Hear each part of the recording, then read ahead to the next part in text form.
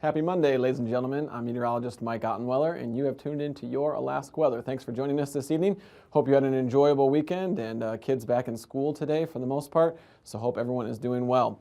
As you can see, December 10th, 2018, our weather forecast for tonight, and 1-800-472-0391 is how you can get in touch with the Anchorage, Fairbanks, or Juneau offices. Just follow the prompts from the recording. Weather.gov/Alaska is going to get you to the statewide perspective, and you can use the point and click feature. Just keep clicking in on the map to dial into your local address or your area of concern. And then if you need to get in touch with somebody at the TV desk here specifically, nws.ar.tvweather@noaa.gov, and Mr. Snider or someone will be in touch with you as soon as we can be. All right, so let's start off with our hazards. Let's look first towards southeast Alaska. This is our most concerning hazard. We have a winter storm warning out for the Klondike Highway there near Haines and Skagway, up towards the higher elevations, expecting as much as a storm total of 17 inches. Much of that has already fallen, but another continued snow amounts up to about 7 inches continuing to be in addition to the already fallen snow. And that is out until about 5 a.m. Tuesday morning, pending any updates from the Juneau Forecast Office. And then as we look out towards northwest Alaska, here we have kind of a different suite of advisories. Our first advisory is up along the Arctic coastline there, primarily Point Lay, and that is for wind chill, and that is in effect until 3 p.m. on Tuesday, and that stretches down from Wainwright down to Point Hope. And then our next one is going to be for high surf and a winter weather advisory, basically right here along the southwest coast of the Seward Peninsula and down towards Savunga, so Wales and Savunga, and that is until Tuesday evening. Slight differentiation between when those two end. And then our last suite of advisories here is all for winter weather, and this is primarily associated with a band of snow making its way from east to west, kind of aligning through this area here, and then some strong northerly winds coming down the backside of that, hence the high surf advisory. Strong northerly winds really pushing through here, and so we have winter weather advisories for snow and blowing snow. Up in this area, you can expect the worst conditions near Marshall and Rush and Mission, and then down a little bit further south, about 4 to 8 inches expected, possibilities of 10 inches near the Bethel area, and those are all in effect until, for the southern ones, 5 a.m. Tuesday, and the northern area, 3 p.m. Tuesday. So again, check with your local office if you need some more information on any of those winter weather watches, warnings, or advisories. Taking a look at our satellite loop, and we'll see what's causing that trouble. First and foremost is this low down here over the Gulf of Alaska. This is our primary weather maker as we go into the overnight hours, and we'll see this as we get into our maps here. But this is what is pushing a lot of that moisture up into the higher elevations of southeast Alaska, and that's where we have that Klondike winter storm warning, Klondike Highway, and plenty of warm air though for the southern and into other portions of southeast Alaska. That's where too much warm air making for rainfall instead of snowfall, so not very much like a December day for you all unless you're at the higher elevations. As we get towards southwest Alaska, here's where we can see that other weak area of low pressure, and this one is starting to create that band of snow basically through the Bethel area, and that's really why we have that area of winter weather advisories for much of western Alaska. As we look at that loop again, let's take a look now a little bit farther to the north. Things starting to clear out up here as we just have kind of a weak high pressure building in, but along the west coast is where we have those strong northwest winds, and thus we see that wind chill advisory and then those high surf advisories. Once we get down here, that cold air, you can start to see it reflected there. It kind of looks freckled-ish almost, and that is where that cold air is starting to mix with the warm water down towards the Pribilof Islands, and with that you get a lot of cold air advection snow showers. Some of that also starting to make its way through the Alaska Peninsula here. You're starting to see some of those showers firing southeast of Sandpoint, and some rain making its way back into southern side of the Kenai Peninsula. So how does that look on our surface map? Well, you can see across western Alaska, really it's stretched out, a couple different pieces of energy here, but mainly a snow forecast for you all out there. The warm air has left that area. Cold air is in place, and you can see primarily snow falling from basically Point Lay almost all the way down through southwest Alaska. Once you get towards King Salmon and Iliamna, that's where we start to see a little bit more warm air, things switching back over to rain. But 962 low responsible for that. This is our stronger low at 968, or I should say will become our stronger low. This low is starting to gain some of this cold air and deepen as it moves towards the Prince William Sound. So we'll get into that here just a little bit more tonight. But first we have that blowing snow and strong winds creating the winter weather advisory for wind chills, and then the blowing snow and winter weather advisories for the snow accumulating 48 inches across much of the Kuskokwim Delta. Out towards the Pribilofs, we just have snow showers as colder air starts to move in. Some fog up along the Arctic coastline. And then as you can see here, this system has still got enough warm air, this big warm front stretching out here to really keep things mostly rain. Some of that rain moderate at times across southeast. And then when you get up to the higher elevations, that's where we have the possibility for up to 17 inches storm total for that higher elevations of the Klondike Highway. And then rain just starting along the Kenai Peninsula and Prince William Sound coastlines here this afternoon. As we get into tonight, as we look across the Gulf, that colder air is starting to work its way in, starting to see rain showers become a mix of rain and snow, and then eventually back here towards the Alaska Peninsula, all snow showers. Even the chance with some of that colder air aloft to get some thunderstorms across the Gulf of Alaska. So a little unusual this time of year, but not out of the question by any means. And then as we look towards the coastline here, here's where we can see that rain really still at the lower elevations, trying to turn to snow, but it takes up until you get to the higher elevations before that really happens. Across South Central, that low is starting to creep towards Prince William Sound, and as we mentioned, deepening as it does so, down to 964 millibars, and starting to spread snow through the Copper River Basin, trying to work its way back into the Cook Inlet. It's going to take its time. And then across southwest Alaska, of course, the snow continues as that weak band continues to produce accumulating amounts out there. As we look towards the northwest coastline, still more of that blowing snow and some of those stronger wind chills, colder wind chills up there near Point Lay and Point Hope, and then cold air advection snow showers across the Bering with some new systems trying to make their way into the western Aleutians. Not really significant storms. Again, some weak systems out there, nothing too significant with just some light snow.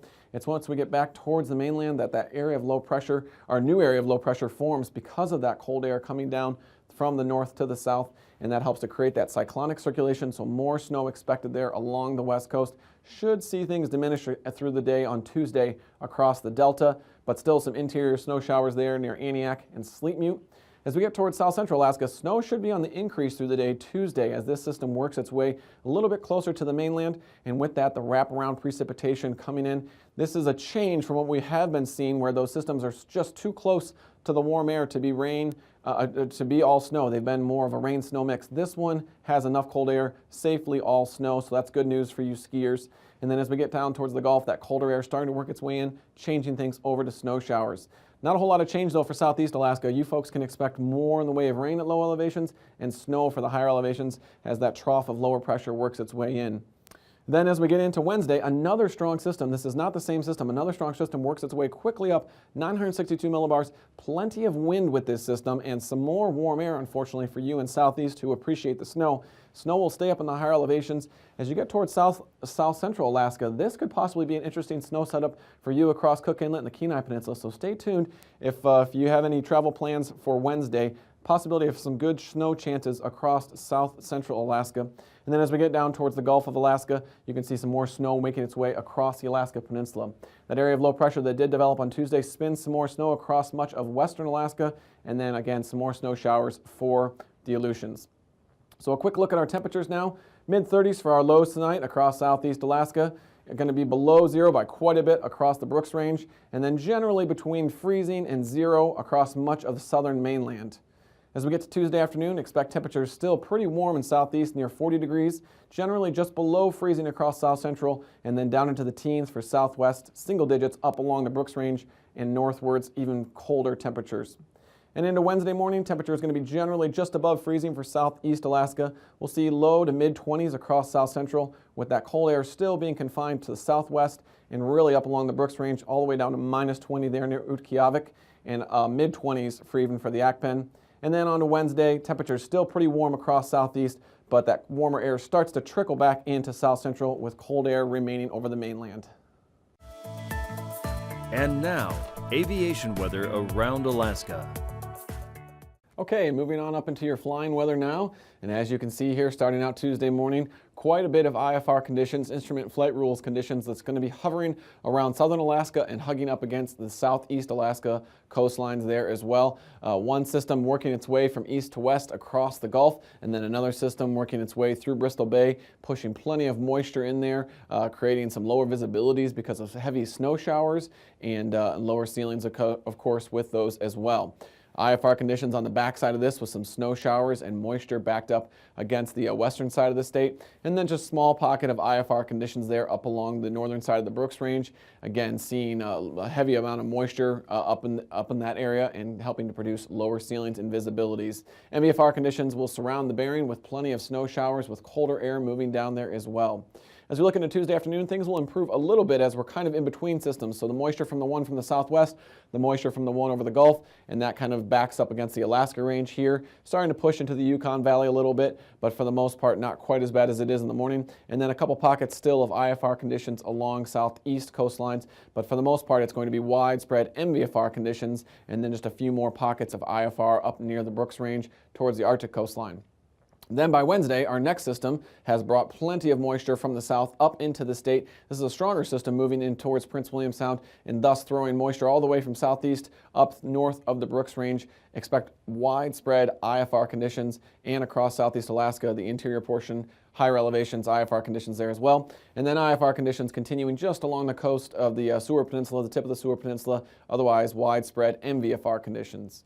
How about for Wednesday afternoon? Well, again, some improvement, but not expecting a lot. Still IFR conditions across the interior portions of southeast Alaska, higher elevations up near White Pass, and then MVFR conditions across the Gulf, continuing into Prince William Sound and across much of south central. Just not really great flying weather in this very active pattern. Still some warm air coming up off the Gulf, helping to produce those pockets of IFR conditions all the way through the interior and towards the Brooks Range. Expect snow showers will be persistent in some of these areas, lowering the ceilings and the visibility.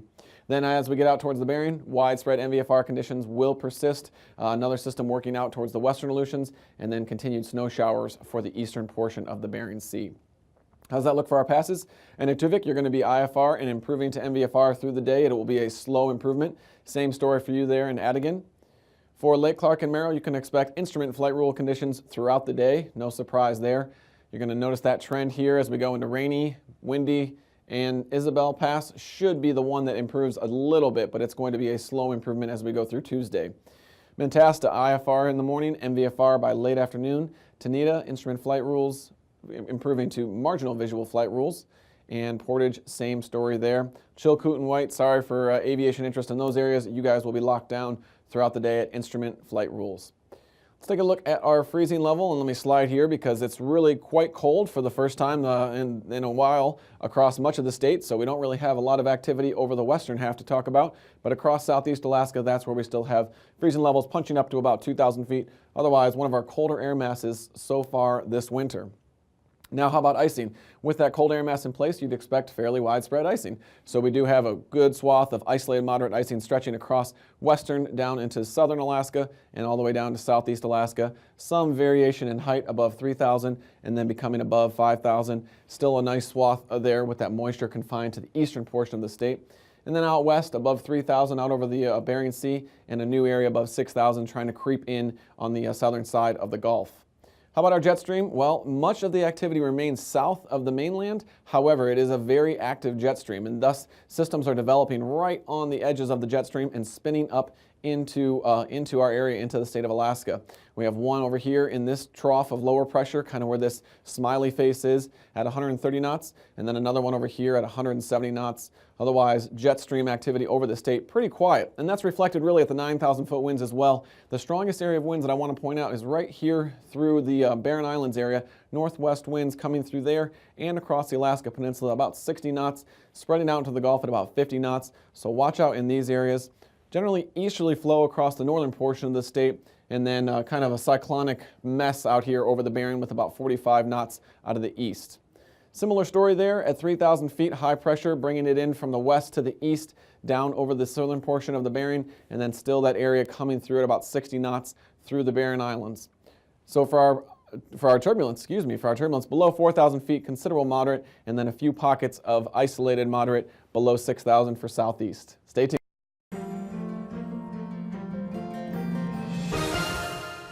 Welcome back to another edition of Alaska Weather Facts. I'm Dave Snider, and joining me today is Cindy Preller. She's the Tsunami Program Manager for Alaska Region's National Weather Service. And Cindy, we hear a lot about tsunamis in the news, probably a lot more than we used to, but let's remind everybody, what is a tsunami? Thanks for having me, Dave. Sure. Tsunami is basically, it's really simple. It's just a disturbance in the water column. So the entire water column from the seafloor to the sea surface is disturbed by something major, usually a major earthquake. But it can also be a volcanic eruption, even an asteroid.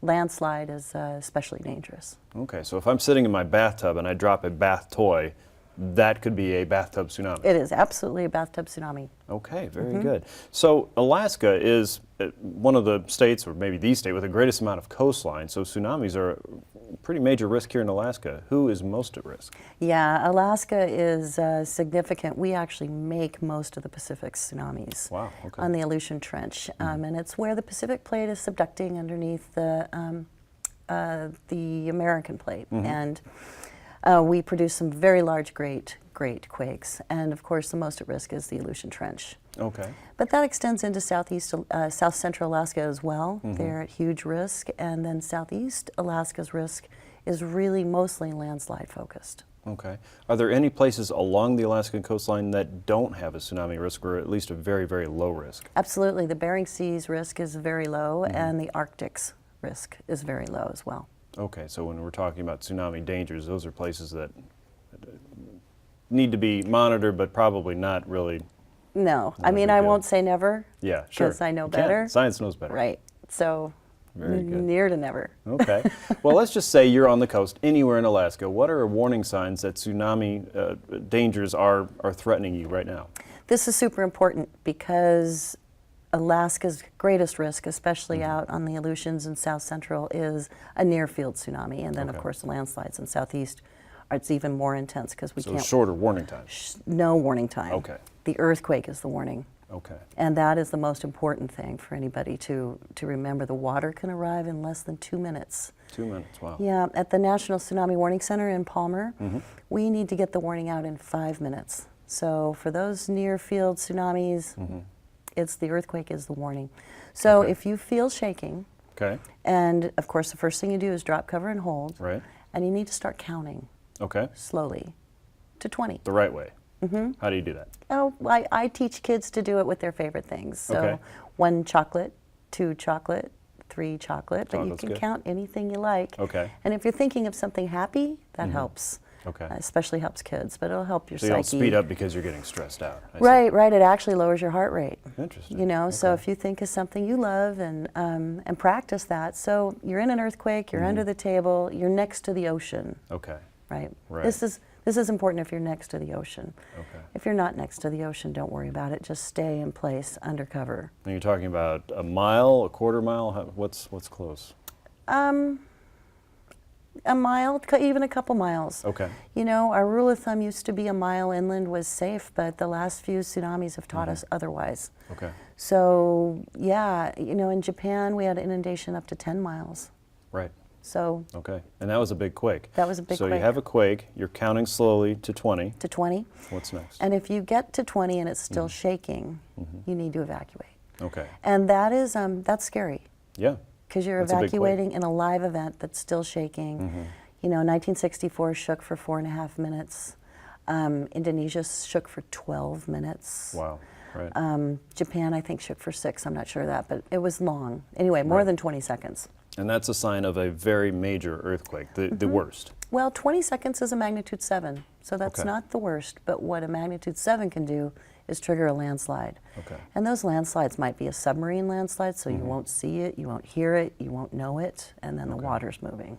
Okay. So that's really, really, really dangerous. That's what happened in 64 first. Seward, Valdez, Whittier all had landslides first. Okay. And when you're talking about the water is a warning sign too. What happens with the water that gives you a very easy visual sign that something's changing? Not guaranteed. It might go out. It might go way out really fast enough to leave the fish behind. But that's not guaranteed. It might just be a fast flood instead. Okay. So either way, if it's acting like a super fast rising tide, faster than a tide should rise, Right. get out of there. Okay. And if it goes out really fast, get out of there. Yeah. You know, we lost a lot of lives because people will go check out the new tide pools or Sure. pick up fish or shells or, you know, so, and it should feel weird. Right. You know, it should be weird. So pay attention to those natural warning signs and how you feel, because those are maybe the only clues you have. Right, and you know, sound also. You can hear a tsunami. It'll sound like a roaring train, maybe. Okay. Or it might sound silent because the water's been pulled out. Right.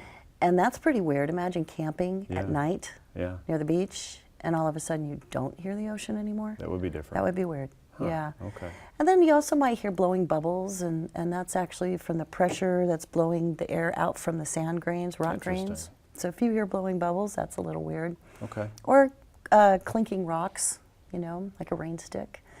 So those are the sound signs. So the visual is rushing in or rushing out, and roaring especially. Okay. Yeah. So it takes a lot of work to get people and keep people aware of what the tsunami warning signs are and what their risks are around Alaska. And there's a website that can help them do that.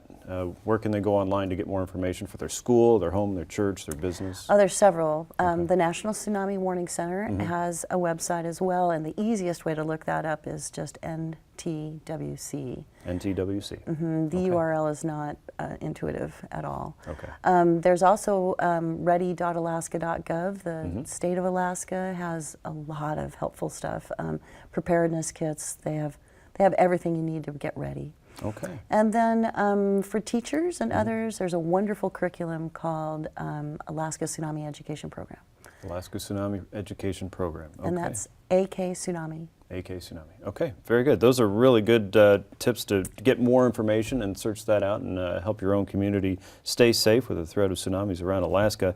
Next time we come back and talk to you some more about the Tsunami Ready program and get more in depth on how people can learn more about the risks and what to do here in Alaska. So thank you for joining us today, Cindy. And next time on Alaska Weather Facts, more on tsunamis around Alaska. We'll see you next time.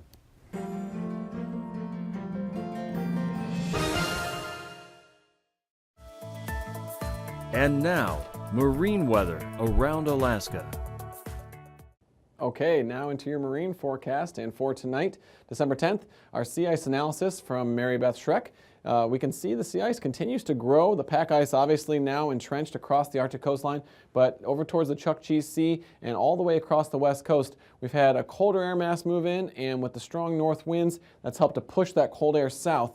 Now what we're expecting is that cold air mass to remain and those winds to die off. That should allow for good ice growth for the next couple days. So we'll see this area here start to close up a little bit, and down through the Bering Strait also starting to close up just a little bit. And then along the north side of Savunga, we could see some ice develop over the next couple days and continued growth here along the west coast as well. So the sea ice is finally growing as we get towards mid-December.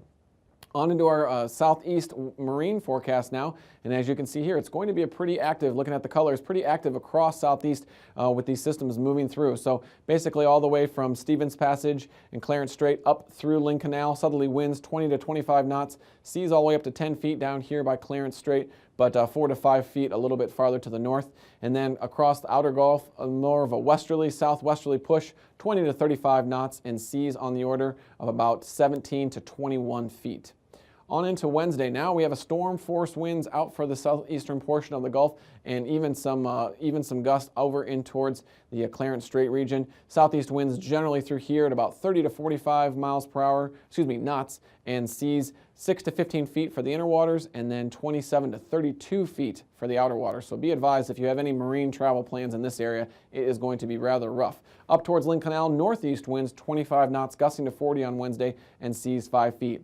Towards the open waters, easterly winds 35 to 45 knots, seas 19 to 25 feet. So still a very active pattern for you in southeast Alaska.